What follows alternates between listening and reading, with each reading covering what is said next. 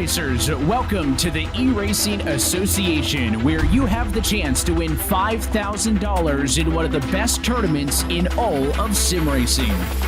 Green flag in the air. Are you ready to reach the next level of sim racing? The eRacing Association's epic Omega Cup Series lets you win big. Is he gonna throw the block? Racing with ERA lets you compete for huge cash prizes, get exclusive merch, exclusive sim hardware pricing, and potentially turn your virtual dreams into reality. Feel the rush as you race door to door against sim racers just like yourself, all from the comfort of your own home. Straight away, they're an idiot. Oh, they're wrecking! They're wrecking! Join now to get your membership and experience all of the excitement that the eRacing Association has to offer at www.eragaming.gg. Celebration, he hangs on.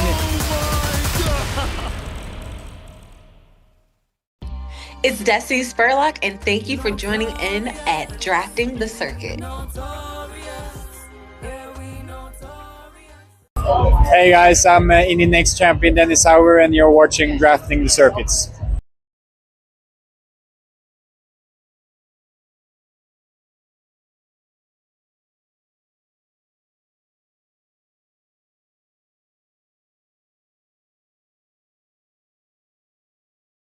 Try me, and I'll probably end up laughing cause I never back down. I'm that chick with a clean ass whip. I don't need that shit cause I got my own now. I ain't hard, I get tired of fussing, fighting, guess I gotta crack down. Don't mess with me, cause on everything I'ma have to bring the whole city out. Try me, and I'll probably end up laughing cause I never back down. I'm that chick with a clean ass whip. I don't need that shit cause I got my own now. I ain't hard, I get tired of fussing, fighting, guess I gotta crack down. Don't mess with me, cause on everything I'ma have to bring the whole city out. Yeah, it's one thing after another. Yeah, not good enough on all regards. So try and reset again. Done it enough times this season and see what we can do.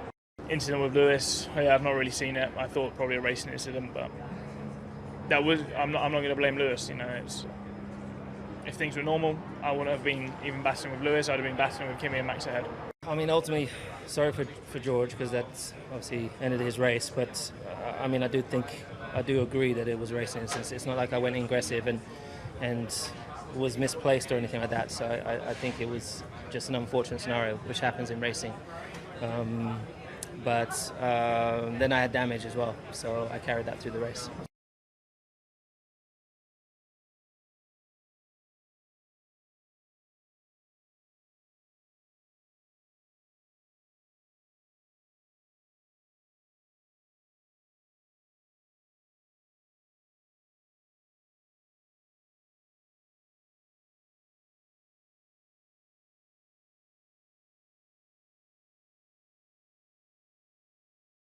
Sim Racers, welcome to the eRacing Association, where you have the chance to win $5,000 in one of the best tournaments in all of sim racing.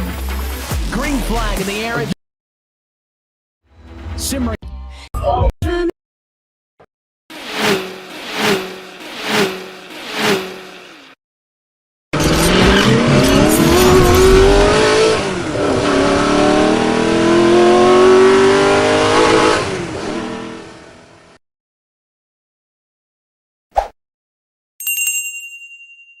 The movie, news, television promos and trailers used in this production are protected by the Fair Use Act. Section 107 of the Copyright Act. 1. The purpose and character of the use. 2. The nature of the copyrighted work. 3. The amount and substantiality of the portion taken. And 4. The effect of the use on the potential market. Thank you.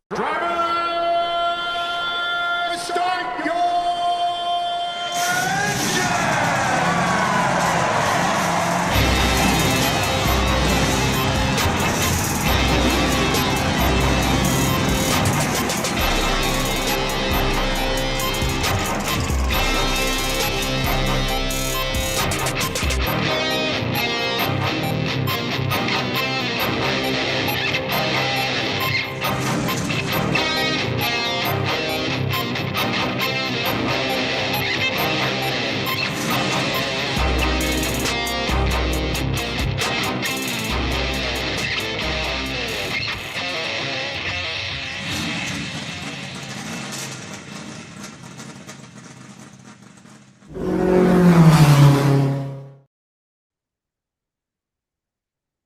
Good evening, race fans. Welcome to another edition of Drafting the Circus, brought to you by Sinista1 Productions.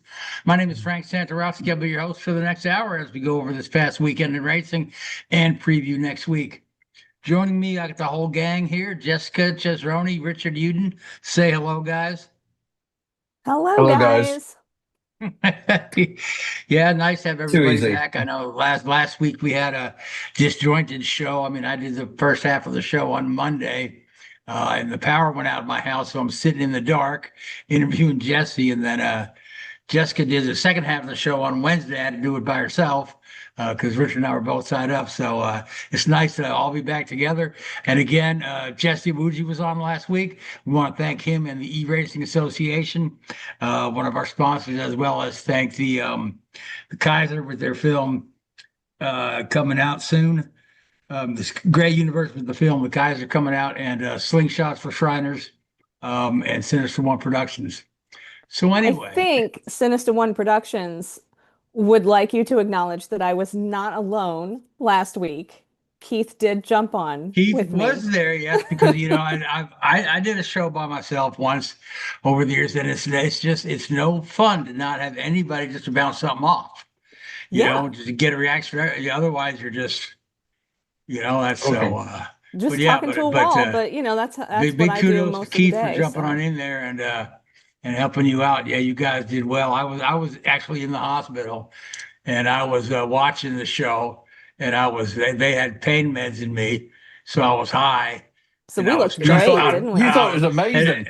And I thought, I was trying to talk back to you because I figured I was on the show.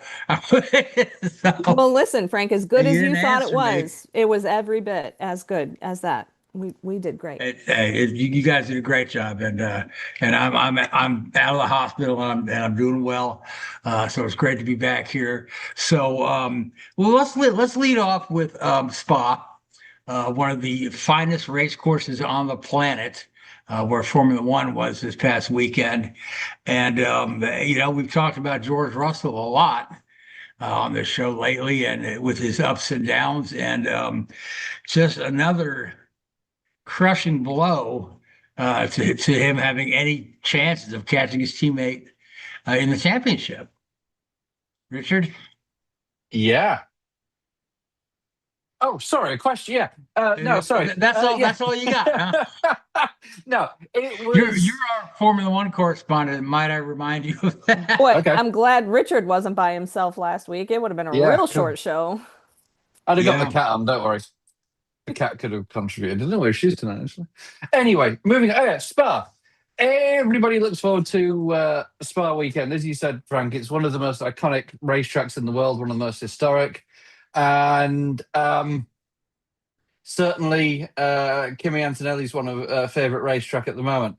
It was, very, very impressive performance by the teenager, which is crazy to think. He's had a couple of poor weekends with a little bit of bad luck at, not scoring points in Silverstone and Barcelona in recent races, and then to come back incredibly strong and claim the win on one of the most challenging circuits in the world is testament to his abilities. Now, one might say that I had a little bit to do with it because I did call him out on the show last week by name. Okay. And, encouraged him to go ahead and give it the old college try. Yeah. 1 minute. Hey, Toto? Yeah, if you can get Jess on payroll, that'd be great. Yeah, that would be great. That'd be real great. With the cost cap, I don't know what you'd get. But no, more than we get from Keith. Well, that's true. Oh, he didn't hear that. Sorry, moving on. Antonelli's been driving great all season for sure. But every now and again, you get one of these landmark drives, and I think that, for me anyway, so far in this year, although Antonelli's won a number of races, that was the one that makes you sit up and go, ooh, yeah, that was impressive. That combined with his performance at Monaco as well. Those were two brilliant runs this year. Yeah. Yeah, I think, Monaco is a little bit unique in many, many ways. So it's often hard to compare it to the others. But as a pure driver's track, it was quite, it made you sit up and take note. And, coupled that with George Russell's, misfortune at the first not first, turn 4 or whatever it is, officially 5, I think. Tangle with Lewis Hamilton, which put him out the race. It was perfect weekend for Kimi in many, many ways. The only sour point, I think, from a race fan perspective is, again, this track certainly did highlight the difficulties with the new not new, goodness me, we're 6 months plus into it now, but the current engine package and the engine rules, the run down into the bus stop chicane, they were losing like 20 kilometers an hour from their peak velocity before they got to the braking zone. In fact, there were some laps where some of the drivers were actually downshifting, going down the straight because they were losing so much power. And it's not a good look. In fact, I did notice that FOM, the company that does all the broadcasting and the graphic overlays, actually removed speed from the graphic. Because they didn't want anybody to see, I guess, that the cars were actually starting to slow down, going down. Well, that's a tricksy little thing that they did there. Exactly, going down to run. Isn't that exactly what caught what happened with Russell? He said his was, I guess his wasn't regaining as quickly as it should. Yeah, I think that put him back in the position where he was, that allowed Hamilton to make contact. I think two cars went right around him. Yeah. Then he braked later to try to regain position. Then he had a little tussle with Hamilton, which was initially called a racing incident, and then 18 laps later they decided to penalize Hamilton. Yep. And I think the other thing that was, off the start, Kimi got a good getaway ahead of Verstappen. And then everybody was going crazy because Verstappen made this amazing move into Eau Rouge. No. Kimi let him go. Kimi knew exactly what he was doing. Harvested energy through Eau Rouge so that Kimi had more battery deployment going up Radion, and just went straight past him. You could see that as plain as day. Verstappen didn't make this, balls to the wall move around the outside of Eau Rouge. That was Kimi going, hey, you go, then I'm going to get past you. And it worked out perfectly for Antonelli. It was a premeditated move, 100% there. So, but still, a flawless drive by the kid on a real ballsy track, and fair play to the guys. One thing that was a little crap was, it appeared that I can't remember which corner it was now, but they had issue. The drivers were obviously, often dipping. I think it was the left rear tire into the gravel on the exit of the curbing, and throwing gravel onto the track. So it was at least 1 or 2 virtual safety car periods to allow them to get on the track to sweep the track clear, which was all a little. It's just messy a little bit, that. That wasn't a great look. And I think at one point, actually, that virtual safety car played into Charles Leclerc's hands, and he managed to get ahead of Kimi Antonelli through the pit stop cycles. But Antonelli had the pace to get past him there with half a dozen laps to go. And really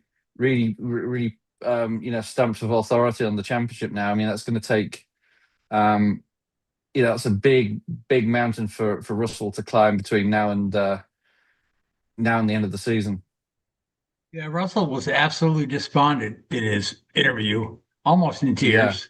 And he was, he was saying that he's kind of had to change his whole approach to driving this year, and his whole style of driving this year, and it's not been easy. And it's not been fun. And then factor in the fact that he's should realistically be the number one of that team, and he's not. He's not treated as the number one. Certainly no. So. No, very true. I mean, it's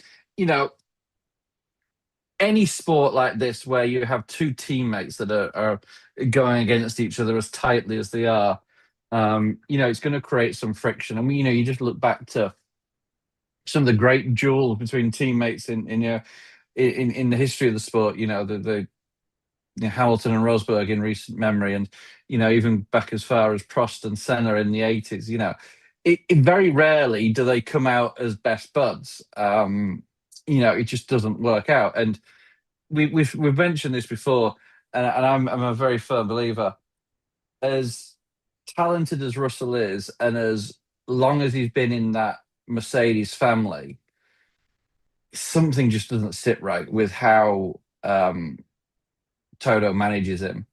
It's like last year when he was performing fantastically. I mean, taking Antonelli to the cleaners pretty much last year, for many, many of the races.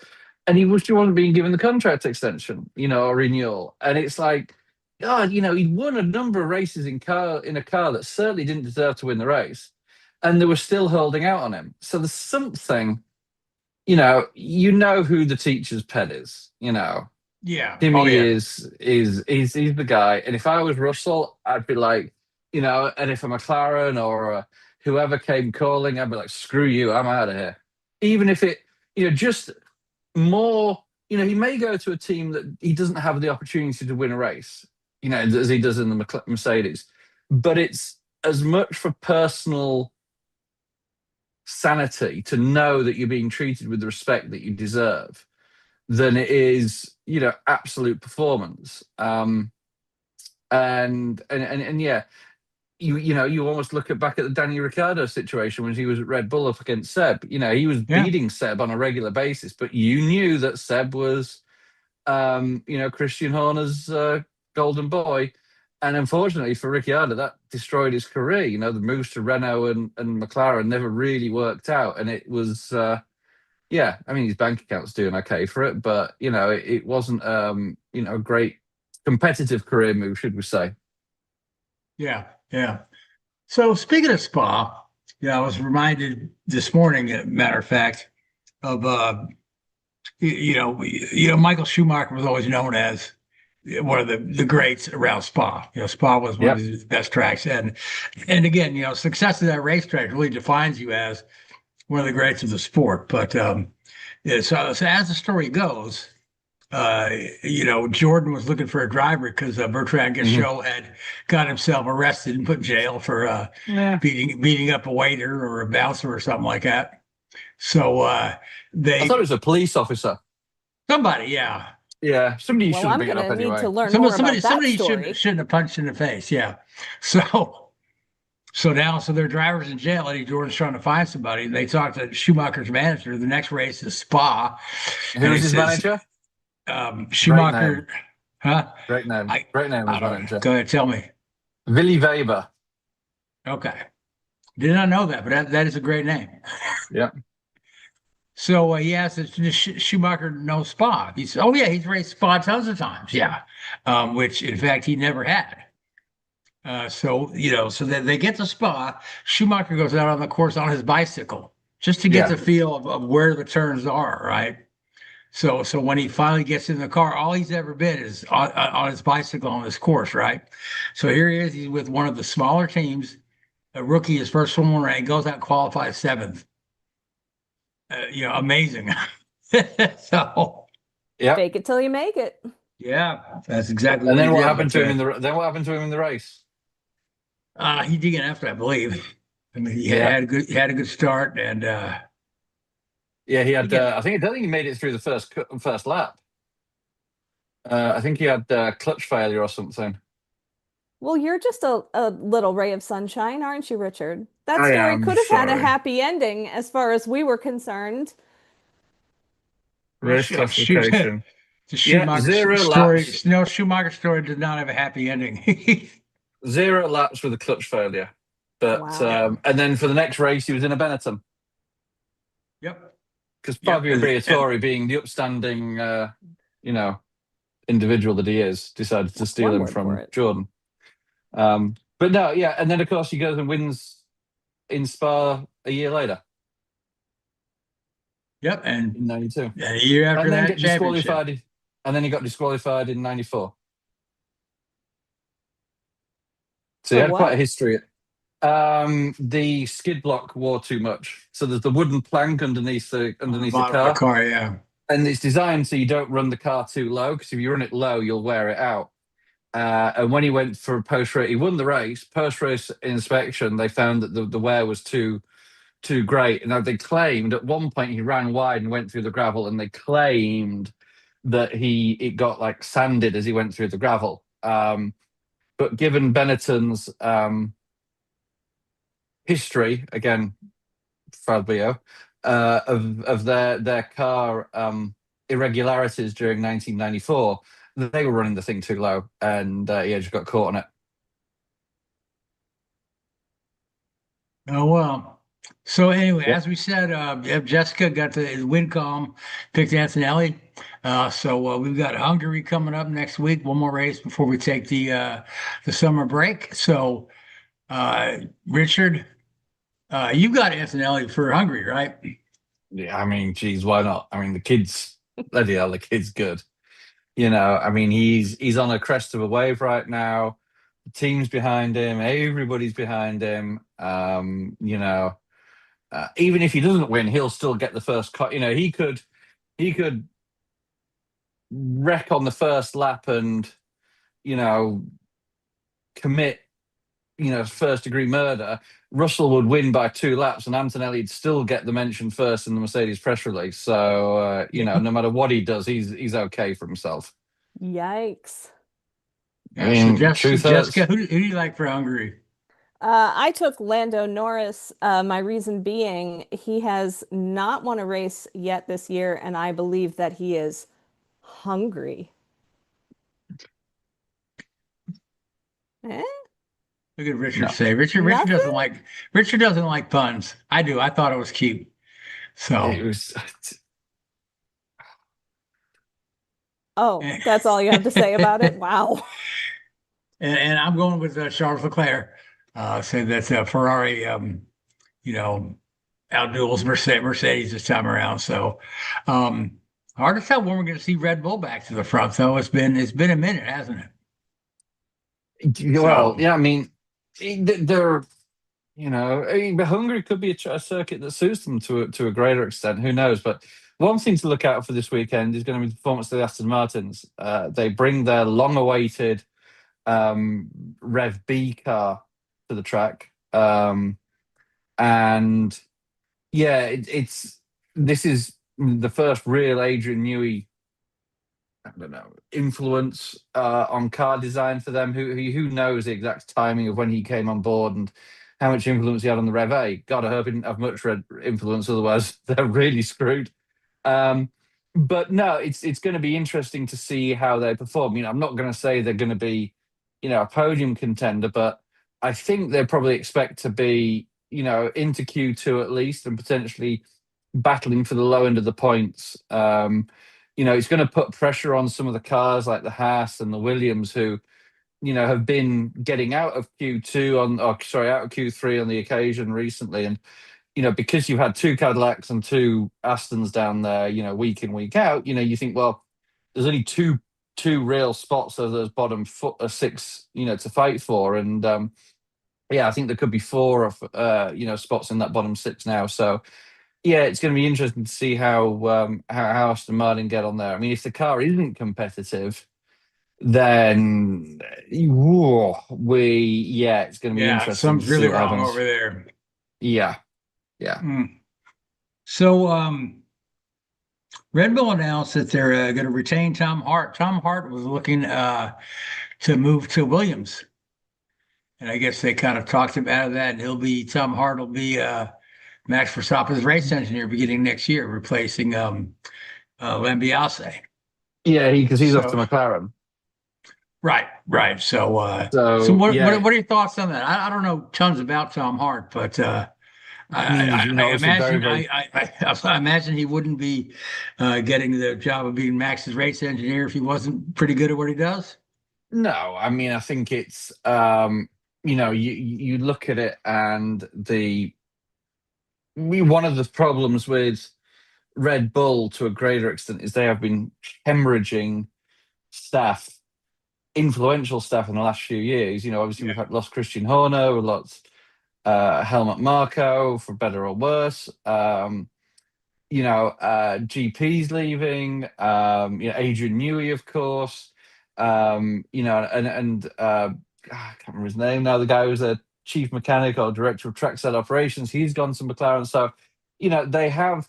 If you go back to a team photo of theirs at the end of 2023 and look at the team photos now, it'd be a marked difference. And I think from a Red Bull ownership standpoint, they've got to stop some of that hemorrhaging, and they've got to try and keep a hold of some of the more experienced people within the team and create that continuity of DNA within the organization that was, for all of the Helmut Marko and Christian Horner shortcomings that everybody would obviously highlight, they built a world championship winning organization that that went back to won 4 titles in a row twice. So there's no short of talent within that organization. And I think some of these, a position like that, Red Bull, like, for God's sake, right, we've got to do something, guys. Come on, otherwise we're going to have the janitor running strategy anytime, in the next couple of races. Let's lock this down, because obviously, these guys have a pedigree, quite rightly, and they're going to want to move up in their careers. And if there isn't, as much as people want to talk about loyalty, if there isn't an opportunity within the team that you're at, and you've got to remember, a lot of these, if you're a race engineer, well, there's only 2 cars in your team. So there's only 2 lead race engineers in an F1 team. I mean, there's only 44 lead race engineers in the world. So, it's not exactly a big pool to move around in. So if you're a experienced junior race engineer and you want to get a lead race engineer's job, there's not many opportunities if you take. So you will jump ship if it means developing your career and progressing your career. These guys at that level, they want to win races, they want to win championships, they want the glory, but they want to be paid, fundamentally. They do get well paid for sure, but they've also got, they've got to look at the bigger picture. There's not all about trophies for these guys. It's about the brass tacks, as they say. And so for these guys to be moving around is natural. And I think at Red Bull, they're like, we've got to stop this. We've got to do something. And that's what this move is. Yeah. And of course, the McLaren is notorious for snatching people up. Find the best in the business and just offer them a bigger contract. I mean, Red Bull Formula One and Indy. Yeah, I mean, Red Bull did the same thing. Sure, they did. Yeah, they did the same thing back in the day with Adrian Newey and his deputy aero guy. I can't remember his name now, but I think he came from McLaren as well. But it comes and goes. I some of the stories are, I remember one of the stories was an engineer at a team was on vacation somewhere. I think it was somewhere in Europe, Spain or something, and we just sat down at the beach, and somebody came up, sat down to him, and said, "Are you so and so?" "Yeah." "Here's a job offer from another team." This guy had followed him to on vacation to headhunt him basically, and so it's a pretty small world, and it gets a little bitchy at times, but it's all's fair in love and war, as they say. And I don't know if this is love or war, but we'll work it out. All right. So Hungary coming up this weekend. So Jessica, let's talk about the IndyCars in Nashville. The plan was to have the race start right after the World Cup match, get the lead-in audience, and have huge ratings at least for the first segment of the race. And it didn't quite happen that way. First off, the match went quite long. Please don't call it. That was not a match. That was not a match. That was a disgrace. Okay, so the disgrace went quite long. I think it was close to 125 minutes. Yeah, it will have been. Yeah. I mean, and then the post race 3 hours probably by the time they're done. Yeah. Yeah, and then the post game stuff took quite a while too. But I mean, so it was what 6:30, 6:40 by the time they would have been able to switch over to IndyCar coverage. I do think it's worth noting though. Yeah, it's worth noting that the track was already in a weather hold by the time the match ended. So right, yeah, that's what I was getting to. Yeah, so. I know people have. I've seen the commentary on social media about all the talking heads. Should have started the race on Fox 1 and moved it over. Yeah, but they could have started trophy it anyway. Presentations, right? None of that would have mattered, even if they had cut to Nashville minutes after the end of that match. The result would have been the same. Yeah, still. And then of course, once we did get over to IndyCar coverage, it looked like they might get going for a little while, and then the skies just opened up. And that was that. And so we got a Monday 3 p.m. race. Yeah. So I haven't seen the ratings numbers yet, but I'll bet they're below 300K. I haven't either. Did see the ratings numbers for the Disgrace before it though, and boy were they good.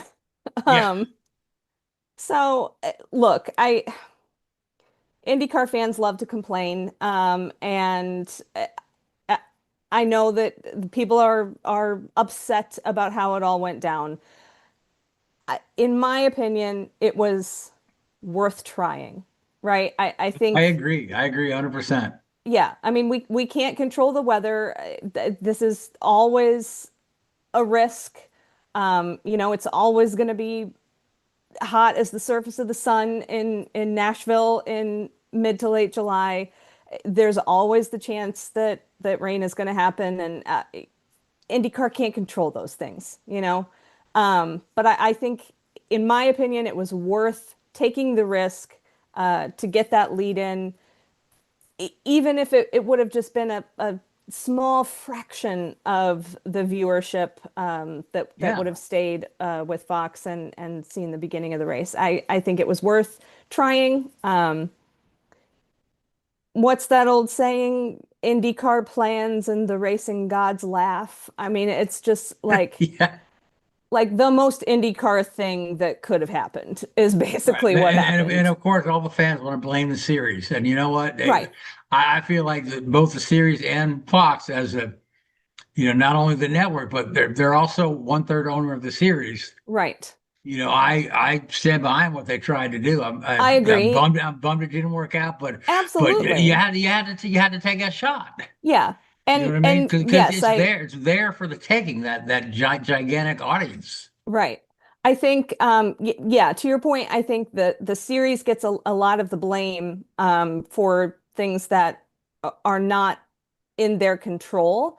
And look, I will say, and I was not boots on the ground in Nashville, but I've seen a lot of accounts of people who were there, who did stay for the race on Monday and were not happy with the experience on Monday.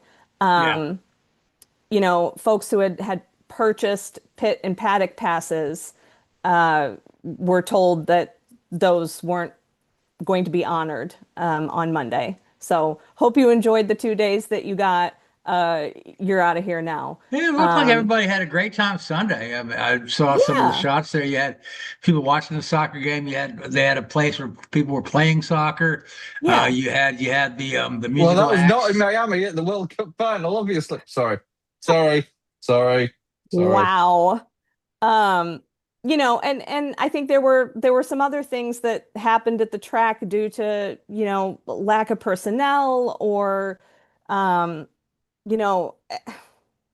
the biggest one that I heard is that the water refilling stations where you could refill your water bottles, those were rented by the track for the weekend, and they took them back at the end of the weekend. They had to go back, but right. I mean, but the track went and they dropped the price of bottled water to $1. Yeah.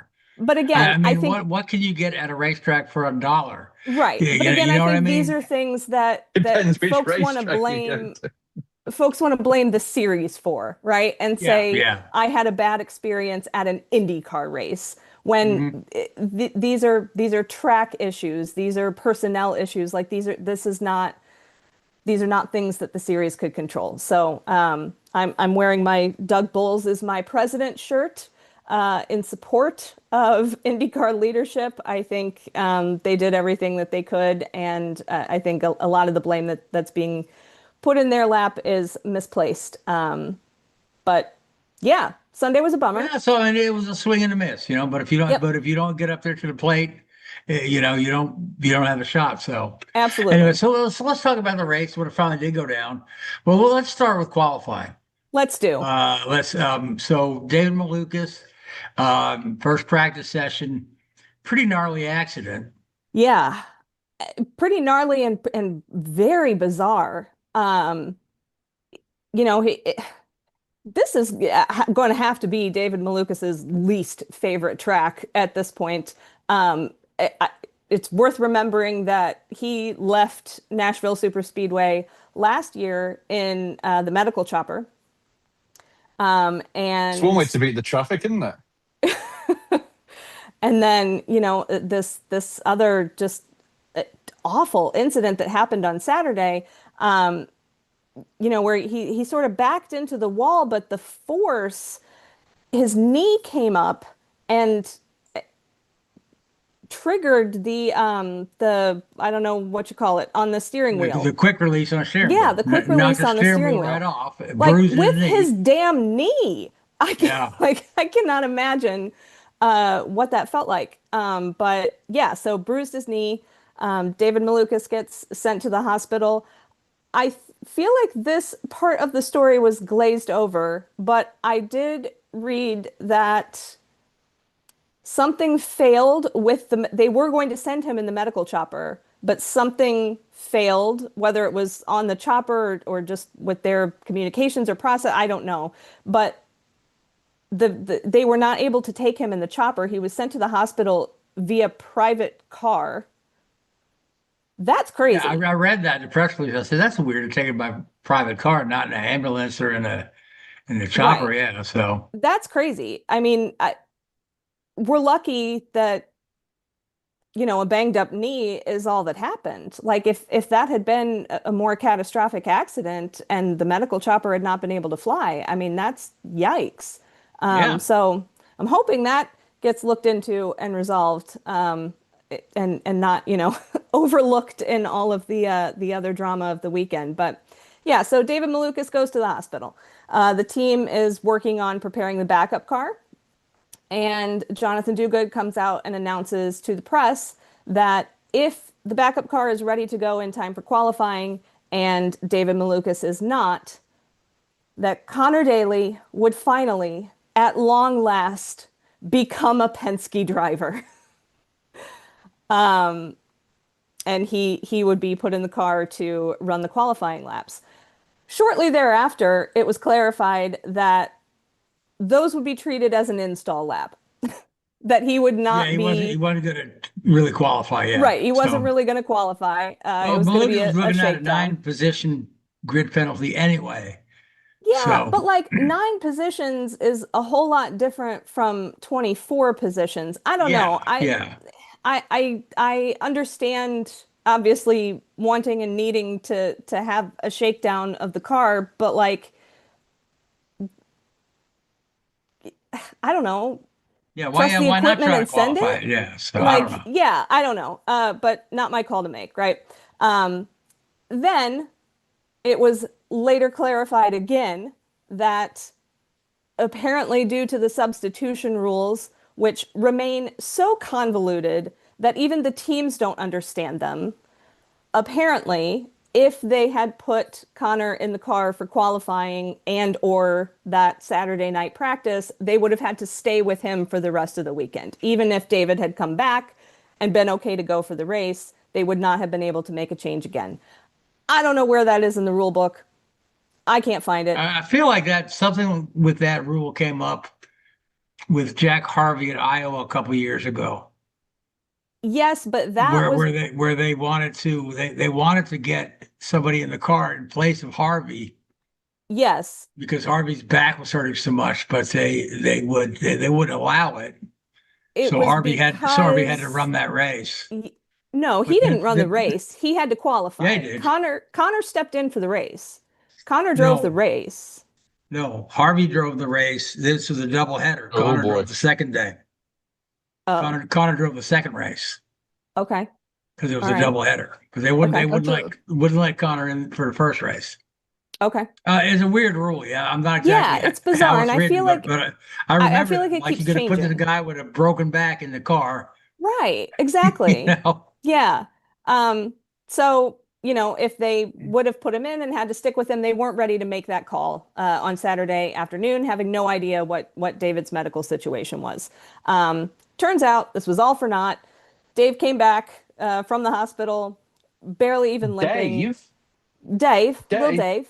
Chef Dave. Chef Dave. First name friends, are we? Well, yeah. Yeah. Yeah, actually, yeah. Yeah. I don't know if you've seen seen the videos with Dave and Asher there. Asher, yeah.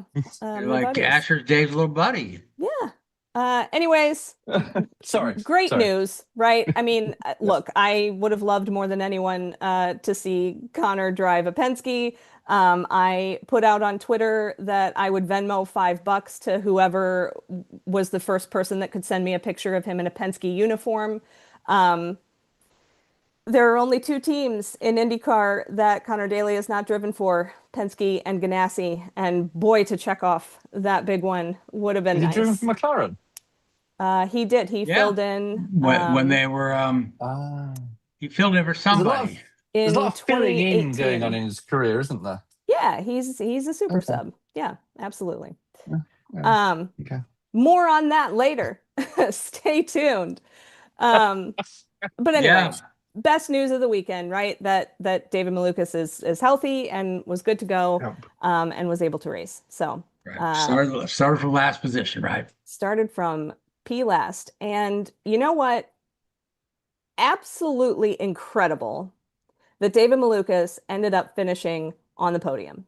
He started at the very back of the field, right? And then in the middle of the race, an untimely yellow trapped him sort of mid-pack. I think he came out like 13th, 14th, something like that. He had made it all the way up to the lead before that. Yeah. So then he got to the front, and then he got pushed back again. Right. He got caught up with the yellow, He drove through the field 1.5 times. Yeah. And finished on the podium. And on the podium. I don't know if you saw what these drivers looked like when they got out of the cars, but my God, they were just absolutely spent. I don't know how, as humans, they get out of their vehicles feeling like they're about to die and then get up on the podium and like spray champagne and pretend that they're happy and feeling well. Like David Malukas then had to go to the medical center and get IV fluids before he could make his way to the media center to do the post-race press conference. Like these guys were spent. It was hot, It was hot, yeah, absolutely. Which was the rationale for, we didn't even mention the race distance shortening being the race shortened. distance, Yeah, when it was moved to Monday, the race distance was shortened back to the original 225 laps, which is a shame. But, one might think that there would have been something different that they could have done with scheduling to either run that race earlier in the day before it got so hot or run it in the evening. Yeah, but all that's dictated by television, Absolutely. So I don't know what Fox has on at 10 or 11 in the morning. Can't be more important than what they have on at 2 o'clock in the afternoon. Yeah. I don't know. So yeah, it was hot. And then there's this weird thing. I don't know what it was like where you guys were watching it, but I was working, and the race was on Fox network, and then at 4 o'clock it switched to some other random network because everything on the local, obviously, was more important at 4 o'clock. So that was a lot of affiliates decision. Didn't show it. Yeah. Yeah, a lot of affiliates cut away. Mine did. I got the very end of the race, and then it switched. Judge Judy came on. I saw no post race. I saw no wrap up from the booth. But at least I got the end of the race. I know a lot of areas didn't. I thought I read that somewhere around Indy didn't show it at all, which is insane. Cincinnati yeah. didn't show it at all, and Cincinnati's a great IndyCar market. Yeah, but those are local affiliate decisions, and that's a real bummer.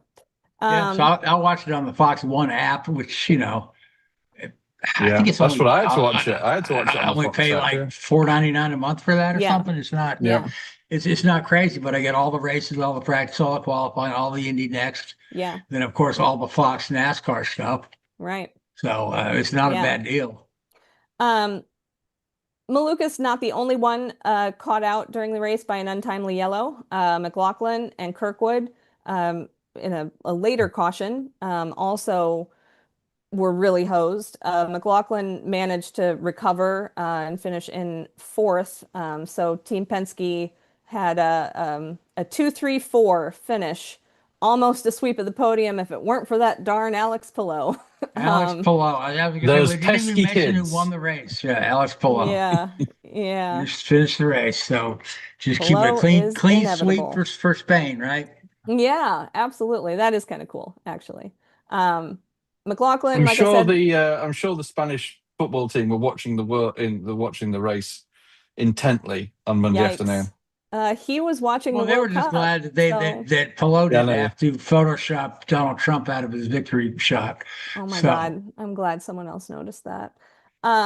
Poor Kyle Kirkwood, though, our pole sitter, barely managed a top 10. He was running so strong in the early portion of the race. Yeah.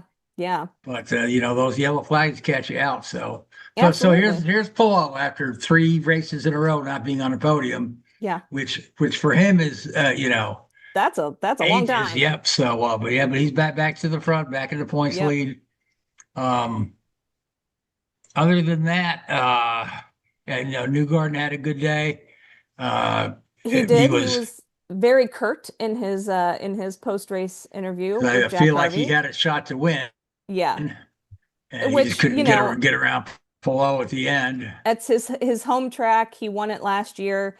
And I think, it did look like toward the end of the race that even Palou was having trouble passing the back markers, which is a little concerning for, this package on this type of track. But, we have a new car coming soon, so maybe this will all change. Other thing I wanted to mention. So our picks, I picked Newgarden. He finished second. Nobody picked Palou, so we all got a big goose egg for IndyCar. Yep, I had Malukas, and so of course on Saturday I thought that's that for me. He's out, and still made the podium. So also wanted to mention a bizarre incident between Alexander Rossi and Scott Dixon. Oh yeah, Rossi claims that he signaled to pit, that he was coming into pit, and how did he signal to pit? In NASCAR they stick the hand out the window. They drop down. Turn the blinker on or something? No, they drop down. They drop down toward the apron and then come back into the racing line. He says he did that. I watched the onboard. I didn't really see it. Scott Dixon really didn't see it. Slowed suddenly on a straight. Yeah, absolutely. And it looked like he was past the pit commit line. Anyways, like if he was going to dive in, it was going to be real late. But yeah, Dixon just absolutely nowhere to go, and right up the back of him, took them both out. Nobody thought Rossi was pitting. Even the announcers calling the race, they had speculated that Rossi had some sort of a failure in the car, slow down so suddenly. Yeah, Rossi's the only guy that says, "Hey, I was pitting." Yeah, I'm like, nobody else knew you were pitting. Right. Certainly, Scott Dixon didn't know you were pitting. No idea. Right to the back of him. Yeah. So bizarre. Just a bad day all around for ECR. Rasmussen also managed to put himself in the wall like he usually does. So credited 22nd and 23rd for that team. Mick Schumacher, though, 8th place. Incredible. First top 10, and it comes on an oval track. Yeah, on an oval track where his teammates were on the struggle bus all weekend. Oh my God, Graham Rahal was. I mean, he had no pace in that car whatsoever. He didn't. He was, and he said he's glad that they didn't qualify because he feels like he would have wrecked. He said he just, the car just wouldn't go anywhere. And he's certain that something was broken in the car, but they just couldn't pinpoint it. They did end up finding it though. Overnight they did. Something. Yeah, but I mean it did. But he was still slow as shit on the next day. Yeah. Listen, we all know that I hate listening to Graham Rahal complain about how nothing is ever his fault. But if he ever had a right to complain, it was this weekend. It was bad. But then to see his much less experienced teammate, particularly on ovals, finish in the top 10. Was interesting. Nolan Siegel, 11th. And the guys, these are guys who are fight for a job next year. Yep. Right. Probably losing their jobs next year. So here's a question for you. We've got a little bit of time, haven't we? A number of these guys that come over from Formula One, for example, like Mick Schumacher and Grosjean and guys like that, they let's say they struggle on road courses and street courses, but they always seem to do pretty well when they first get on an oval. I mean, they're not out winning the races, but I remember Grosjean's first oval, I think it was Gateway, wasn't it? And he was just like man possessed, because his first year he didn't do ovals, did he? And I don't know if Gateway, he got like drafted in or something, or for whatever the reason he did Gateway because it was a slower speed oval or whatever. But yeah, I mean, he didn't qualify. But during the race, he was like passing people around the outside and like having a whale of a time. And it's straight, Mick sort of, he hasn't dug up any trees for sure in the on the road courses and the like. But for a first time on a have they done any short oval or like not Indy? They've done been to Phoenix yet? They I don't know how he did there. And Gateway. And Gateway, I don't know what he did there, but it was a pretty impressive performance, really. Absolutely. You got to wonder if it's a matter of ignorance, like they don't. They don't know well enough to be scared yet. So they just go for it. I've noticed that with a couple other Formula One drivers. Like Nigel Mansell when he came over, he won it. Well, he did break his back at the first oval he drove at. Yes, but then the rest of his wins were all on ovals. Yeah, no, for sure. But yeah, that's interesting. It was Phoenix, wasn't he, where he broke his back? Broke his back at Phoenix. Yeah. Yeah. I look at a guy Mario won the race. Yeah. I look at a guy like Rasmussen, who I feel like in his first season, at least I was saying like, it's a matter of ignorance, right? They don't know what they don't know, and they think they're invincible. Yeah. He hasn't learned yet that he isn't. No, he hasn't. He's still bending it every other race. So, I don't know. It's interesting. It's definitely, you're right. Someone who did make a stupid mistake, though, was Kaio Collet, which is a real shame. He put it in the wall and was just despondent during his interview. Wasn't he just? He said that it was totally on him, just a stupid mistake. So that was a bummer for him. Did want to mention we have a new car that's coming. Right. I'm trying to get us to that. Yeah. So we have enough time talking about NASCAR. Yeah, but there was a big announcement today, Jess. I'll let you make the announcement. Oh, yes. So Dreyer and Reinbold Racing will be making its full-time return to the INDYCAR series next year. They have purchased one of Rahal Letterman Lanigan's charters. So that team will go down to 2 drivers next year, and Dreyer and Reinbold will be in the series full-time. I'm so excited about this. I mean, you guys know why, but also because I just think it's look, we'd all heard the rumors about this. Frank and I had heard, a very strong sniff of this rumor a couple months back.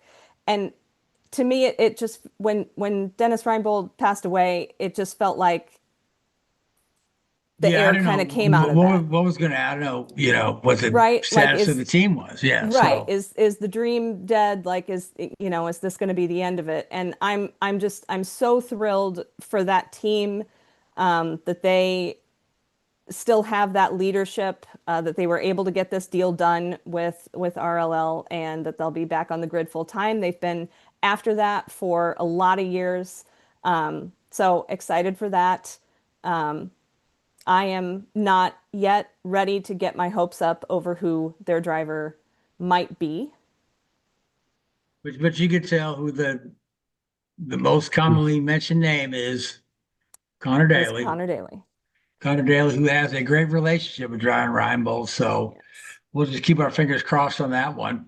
We will. But then again, so now we got to say, well, what happens with Mick Schumacher now? Right. Obviously won't be returning to rail. They're dropping to a 2-car team. Graham is part owner of the team, and Lewis Foster is in the second year of a 3-year contract. Yeah. So yeah. I know. But Mick's got sponsorship. He does have he can sponsorship. Bring to a team, so I feel like we'll see him somewhere next year. I just think it's just so insane the last couple of weeks. Like, we just talked about Mick Schumacher finishing 8th, and now we know that he's probably out of a job. Nolan Siegel has had a couple good finishes. He's out of a job. Christian Lundgaard goes and wins a race. He's out of a job. Won 2 races. Like, it boggles the mind. Scott Dixon's been driving like decisions. crap. Scott Dixon's been shot for 18 months. He's probably got the biggest contract of his career at McLaren. Yeah. Yep. Whew. The new car, though, that I was mentioning was the new chassis that is being developed. Testing of that is rumored to be taking place between now and Portland. No details on where, no details on who is going to be driving that, no details on if that's going to be, under lock and key or open to the public to be able to go view. I haven't seen anything. Haven't seen we've a concept not even seen drawing an image or anything yet. Yeah, so. We've not seen anything. But yeah, 2028 we could finally get a new car. So I did hear though that the new car was meant to be unveiled in Nashville as part of like the transition from the World Cup and all of that, and that the delay thwarted that plan as well. I don't know if that's true or not.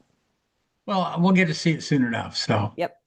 All right. So no IndyCar race this weekend coming up. We're in Portland in a couple weeks, and then after that we're on to DC in about a month, August 8th, August 12th, somewhere around there. And then I think it's 5 straight weekends to the finale. To crowning Palou as champion for the 4th time. Yep. So 5th all right. So NASCAR made a return to North Wilkesboro. The first points-paying race there in 30 years. Wow. And because they had run the All-Star race there last year, so again, this is one of the old original NASCAR tracks that was on the calendar forever. And during '90s expansion, when there were a lot of new tracks being built, Wilkesboro was one of those that fell by the wayside, being that it's kind of off the beaten path. It's in a smaller town. It's hard to get in and out of. Doesn't have the infrastructure. But here we are back at North Wilkesboro, and for my money, it seemed to run just like the Wilkesboro of old. Right, it's very, very tough race on the drivers. Richard, what do you think? Yeah, it as you say, it's been off the calendar for 30 years. And it is, it's everything you described. It's a little bit out of the way, a little bit run down. It has that, some people call it rustic charm. I call it the patina. It's a vague attempt by NASCAR to get back in with some of the old guard and, appease some of the boomer generation, as it were. It's not great. The facilities there are pretty ropey. I mean, the infield is just a big tarmac slab. There's no garages, no build. I mean, we were there testing in January or February, and we had a meeting in the drivers' meeting room, and it smelt like the 80s. It was just, you could probably still see Dick Trickle's cigarette butts in the ashtray or whatever it was there. It was not nice. So, Richard, I wanted to ask you but you may have just answered this question inadvertently. What is the rationale around like which race weekends include the O'Reilly series and/or trucks, and like which ones don't? Is that like based on the track? Is this a track that could not handle? Well, they had to. I mean, yeah. Fundamentally, sometimes it's that. Sometimes it's how many tracks the facility can accommodate in terms of garage layouts and the like. The truck guys are pretty used to basically working out of a parking lot on a pop-up tent, even at some of the more developed tracks. You look at, obviously Daytona's pretty well set up. Charlotte's pretty well set up. Indy, for example, where we are this coming weekend, it's just O'Reilly and Cup. Cup get the F1 garages. O'Reilly get the saunas out back. And yeah, it's just whatever works. And then you get the odd ones, like where a few weeks ago we had the trucks off at Canada Motorsport Park, wasn't it? Whatever they call it. And then O'Reilly series goes to Portland at some point in the near future. And yeah, it's just sometimes it's a little bit odd how they do it. And then because they do that, they separate the pit crews, so they have to do non-competitive pit stops and all this sort of stuff. So yeah, I don't know the exact rationale behind it. This coming weekend is interesting because Brickyard weekend at Indy for Cup and O'Reilly, but then ARCA and trucks are at IRP just down the road. Yeah, and I think I mean that's not too bad because obviously they do get the pit guys there because it's, as you said, it's just down the road. I wonder if that's not a little bit of money in the pocket to the IRP facility because they don't get that much. Yeah, they've always kind of worked well together. Because even for the Indy 500, they have that night before the 500 thing with the Formula 3000 cars over there at the IRP. Yeah, or what they call it? Lucas Oil Raceway is what they call it. Indianapolis Raceway Park. Yeah. So obviously Wilkesboro had the trucks and Cup, and it's okay. It's I have mixed opinions of the place. I don't think it's the best track in the world. I think it is pretty run down. I think it's pretty, it's the novelty of it, and I think within a couple of years, it's exactly what you said to appeal to the boomer set. Yeah. It appeals to the NASCAR old timers. Yeah. So like they don't do that enough already? No. Well, yeah. I mean, NASCAR, I think, is at this crossroads at the moment. We talk about INDYCAR struggling with their direction at time. I think NASCAR is in a similar position. Do they go all out for the younger audience and alienate some of the older guys? Well, maybe you have to. Do they go to, you listen to Kyle Larson and some of the guys heavily involved in the sport. They say, shit, we need to go Monday night racing. We need to do something to get away from NFL in the winter, college football. We need to do something to separate ourselves, to give, the whole, the USP, the unique selling point of the series. What is it right now? Well, there isn't one really. And it clashes with a lot of things. And, go to shorter races, go to something that is different. Look at, they did something unique with the Chicago races and the San Diego races, and you got huge attention, huge eyeballs on it because of what they were doing. Do that, make it unique. And I think that's where they got, not go do the same shit over and over and over again. There's a reason North Wilkesboro got taken off the calendar originally. And it wasn't because it was bad racing. It's because nobody wanted to go there. And you had the All-Star race and all that sort of stuff. That place is a pain in the ass to get in and out of. And after a couple of years, when everybody's got over the novelty of going back to the good old days and, all this bullshit, it'll be like, oh my God, I hate going to Wilkesboro. It takes me 2 hours to get out of somebody's front yard and it's covered in mud. And if it rains, oh my God, oh, I really want to go back to Charlotte where there's these nice big paved parking lots and all this crap. You know, it goes around, comes around, and we'll be back where we were in 3 years' time having this conversation about, oh, thank God we're not going back to Wilkesboro anymore, and we're going to some cool downtown track somewhere. You know. Well, tell us how you really feel, Richard. I mean, good gracious. Oh, I mean, if you want me to, I don't know how much time we've got left. We've got no time left. We're 2 minutes over right now. So we do need to mention, I guess, that the Wilkesboro race, Joey Logano did win the race. Yeah, impressive. For a car that's struggled, very impressive. Yep. And he really, really increased his chances of making it into the playoff now, because he had been doing okay this year, but nothing, like you like to say, it wasn't digging up any trees. So, but now he's got a win there. So the dandelions were struggling to get for him to pull those up. Never mind the trees. But no, it got him back in the playoff picture. It's been a really, really poor year for him. He won the All-Star race last year, so it's not totally unheard of him being competitive there. But this week could be interesting. Eric Jones was just on the outside of the playoffs. He's really, really good at Indy, and if he can get a top 5, which the Legacy team tested there earlier in the year, so they'll have some really good data on that track. It wouldn't surprise me if he doesn't, start to put some pressure on Joey there for those last few playoff places. All right, and so for our part, nobody picked Logano to win, which I don't know why any of us would have, given the poor season he's having. But good job, Joey Logano. So we're off to Indianapolis for the Brickyard. So Jess, who do you like for the Brickyard? I took Denny Hamlin because I am attending the Brickyard weekend, and the last NASCAR Cup race I attended, Denny Hamlin won. So I think he's going to do it again. Good logic. Richard, you went with? I can't remember. Who did I go with? Eric Jones, I think. Eric Jones. I just said him a minute ago. You just said that. Yeah, he's good at Indy. So, all right, and I went with Kyle Larson. So we'll see how we do next week with our pick. But that's all the time we have. So thank you to the ERA Racing Association. Thank you to Grey Films, Grey Studios, their film for Kaiser. Thanks to Facebook Live, YouTube, Spotify, iHeartRadio, Apple Podcasts, etc. Linktree.com. Find us on X at Drafting Pod. I want to thank Sinista1 Productions, our fine producer, Mr. Keith Hayes. I want to thank you, Jessica. I want to thank you, Richard. Most of all, I want to thank you folks that tuned in and watched tonight. Until next week, good night.